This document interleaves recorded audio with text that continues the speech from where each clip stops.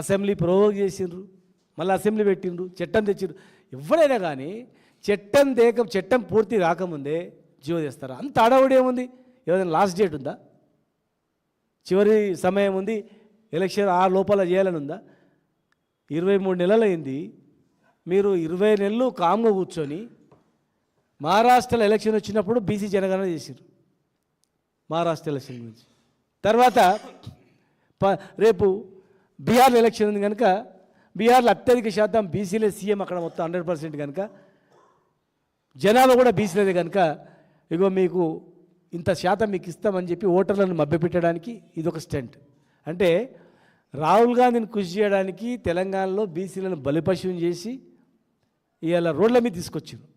ఇవాళ మొదటి ప్రక్రియ స్టార్ట్ అయింది. కొన్ని వేల మంది ఆస్పిరెంట్స్ ఉంటారు. ఒక పోస్టుకు 20-30 మంది ఉంటారు. 42% అంటే దాదాపు 60% ఉన్నారు. జనరల్లో కూడా వాళ్ళు తప్పని పరిస్థితులలో నిలబెట్టారు. మరి అంతమంది కొన్ని వేల మంది ఈరోజు నామినేషన్స్ అంటే వాళ్ళ ఎన్ని ఆస్తులు అమ్ముకొని వాళ్ళ ఎన్ని కష్టాలు పడి తయారైంటారు చెప్పండి. వీళ్ళకి తెలియదా?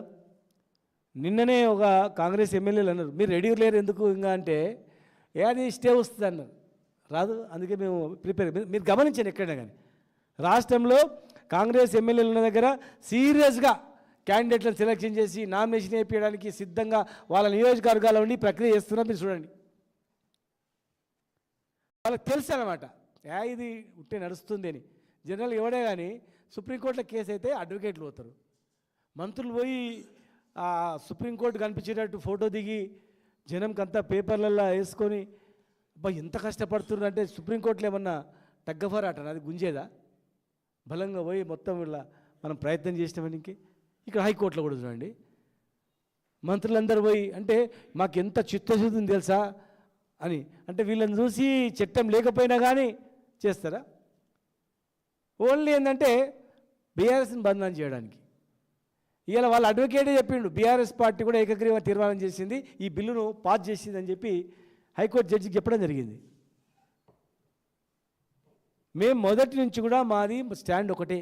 మా కేసీఆర్ గారు స్టార్ట్ కాగానే మమ్మల్ని అందరినీ తమిళనాడు పంపించారు, మా గంగులన్న చెప్పిండు అంతా కూడా.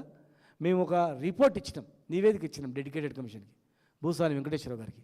ఇక తమిళనాడులో ఇట్లా చేసింది అట్లా చేయడం. ఈ దేశంలో 8 రాష్ట్రాల్లో ఈ రకంగా కేసేసి కొట్టేసిండ్రు. ఒక రాష్ట్రంలో ఎలక్షన్ ప్రాసెస్ స్టార్ట్ అయినాక ఆపేసిండ్రు.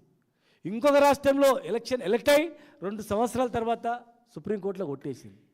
ఇవాళ కోర్టులో కేసు వేసింది ఎవరిని? మీ ఆత్మసాక్షిగా చెప్పండి. ఇవాళ వేసిన ఇద్దరు ఎవరు? మీ పార్టీ వాళ్ళు కాదా? మీ ఆత్మసాక్షిగా చెప్పండి. గతంలో 2018లో మేము పంచాయతీరాజ్ చట్టాన్ని సవరించి 396 జీవోని తెచ్చినప్పుడు మీరు ఏపించినటువంటి వాళ్ళు ఎవరు? హైకోర్టులో, ఇదే హైకోర్టులో మీరు జీవో కొట్టించిన వాళ్ళు ఎవరు?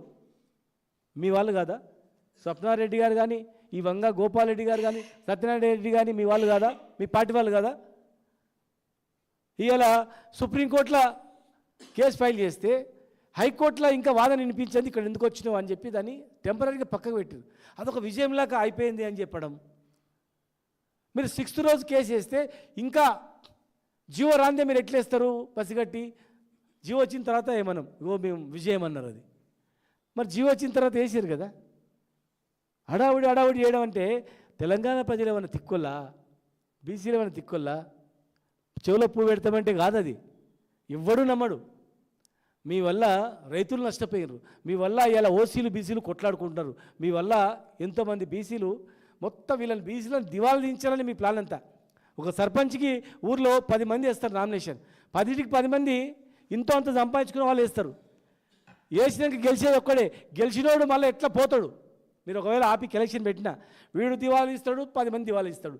అంటే ఊర్లో కానీ, మండలంలో కానీ, జిల్లాలో కానీ ఈ వర్గాల ఇంతో అంత సంపాదించుకున్నాడు దివాళా తీయించాలని కుట్ర తప్ప ఏం లేదు. ఇలా ఓసీల మధ్య బీసీల మధ్య వర్గాలు వచ్చినాయి. మీరు ఎవరు ఎస్తారో చూస్తామంటారు, వాళ్ళ ఇంటికాడ ధర్నాలు చేస్తామంటారు, వేసిన ఇంటికాడ మేము అది చేస్తాం ఇది చేస్తామని పెద్ద పెద్ద డైలాగులు కొడుతుంది. కనీసము మీ పార్టీ నుంచి ఎవరు ఏకండి అని అప్పీల్ చేసిండ్రా? మీ వాళ్ళే కదా వాళ్ళు. మీ వాళ్ళు వేసిన వాళ్ళని కనీసం రిక్వెస్ట్ చేసిండ్రా? మీరు వేయొద్దని చెప్పి పత్రికాముఖంగా అడిగినరా, ప్రయత్నం చేసినరా? మీరు కేవలం జనాన్ని కన్ఫ్యూజ్ చేసి జనం దృష్టిలో వీళ్ళు ఎంత చిత్తశుద్ధి, మేము చెప్తున్నాం ఎంబీసీలకు కూడా ఇవ్వాలని. మీరు అసెంబ్లీ పార్లమెంటు ఇట్లా అయింది అంటారు కదా. కామారెడ్డి డిక్లరేషన్ అంటే ఓన్లీ స్థానిక సంస్థలే కాదు కదా. మీరు స్థానిక సంస్థల ఎలక్షన్ మీదనే చూస్తున్నారు. మరి అదే ఇంకొక ఆర్డినెన్స్, ఇంకొక బిల్లు ఉంది కదా విద్యా ఉద్యోగాల్లో. మరి విద్యా ఉద్యోగాల్లో ఎక్కడ పోయింది బిల్లు? పోనీ రెండు పక్కకు పెడదాం. మీ చేతిలో ఒక జియో ఇష్యూ చేస్తే 42% టోటల్ కాంట్రాక్ట్లు ఇవ్వాలని చెప్పి మీరు ఎందుకు ఇవ్వలేదు? బడ్జెట్ 20,000 కోట్లు ఎందుకు ఇవ్వలేదు? చాలా ఉన్నాయి అంశాలు, 1, 2, 3 కాదు, అనేక అంశాలు ఉన్నాయి. మున్నూరు కాపు కార్పొరేషన్ అన్నారు, ఇచ్చేయండి.